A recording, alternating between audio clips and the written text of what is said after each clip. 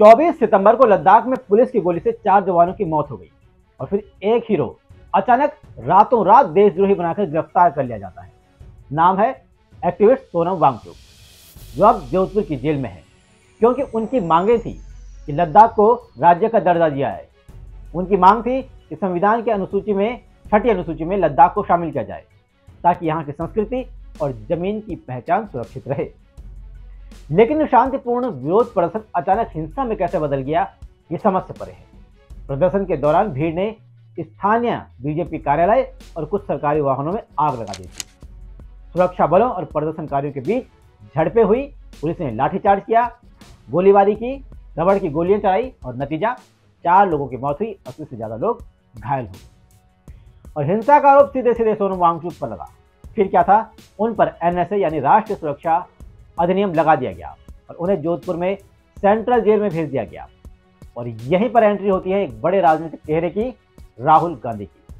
28 सितंबर को राहुल गांधी ने ट्विटर पर लिखा कि लद्दाख के अद्भुत लोग, संस्कृति और परंपराएं बीजेपी और आरएसएस के निशाने पर हैं। लद्दाखियों ने आवाज उठाई और बीजेपी ने 4 युवकों की हत्या कर सोनम वांगचुक को जेल में डालकर जवाब दिया। राहुल गांधी ने न सिर्फ सोनम वांगचुक का समर्थन किया बल्कि केंद्र सरकार पर तीखा हमला बोलते हुए लद्दाख को 6ठी अनुसूची में शामिल करने की मांग भी दोहराई।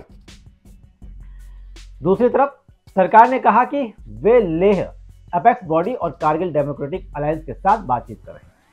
पुलिस ने तो यहां तक कह दिया कि एक पाकिस्तानी खुफिया अधिकारी वांगचुक के संपर्क में था, जिसने जांच को और गंभीर बना दिया। जिसके बाद सरकार ने उनके संस्थान सैकमोल का FCRA लाइसेंस भी रद्द कर दिया है, यानी कि विदेशी फंडिंग के रास्ते बंद कर दिए हैं।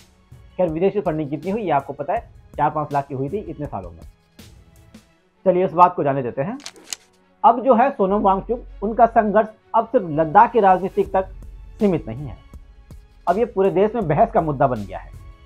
केरल में तो इस मुद्दे पर बीजेपी के प्रवक्ता पिंटू महादेव ने राहुल गांधी को गोली मारने तक की धमकी दे डाली। उन्होंने खुले मंच से कहा, खुलेआम कहा, लाइव डिबेट में कहा कि राहुल गांधी को छाती में गोली मार दी जाएगी। ये ऑफ द रिकॉर्ड नहीं बल्कि लाइव टीवी डिबेट पर दिया गया बयान है। और ये धमकी ऐसे वक्त में आई है जब सीआरपीएफ पहले ही राहुल गांधी की सुरक्षा को लेकर कई पत्र लिख चुकी है। याद करिए, 1984 में राहुल गांधी की दादी इंदिरा गांधी की गोली मारकर हत्या हुई थी। यह भी याद करिए 1991 में जब उनके पिता राजीव गांधी की भी हत्या हुई थी और अब उनको टीवी डिबेट पर भी गोली मारकर हत्या करने की एक तरह से धमकी दी गई है। वहीं अब तक बीजेपी की तरफ से कोई बयान जारी नहीं हुआ है, न ही बीजेपी प्रवक्ता पिंटू महादेव पर कोई कार्रवाई की है और न ही धमकी की निंदा की है। बीजेपी की चुप्पी के बहुत गलत मायने निकल रहे हैं। बहरहाल देखना होगा कि राहुल गांधी के सोनम वांगचुक के समर्थन में आने के बाद लद्दाख की मांगों को कितना बल मिलता है।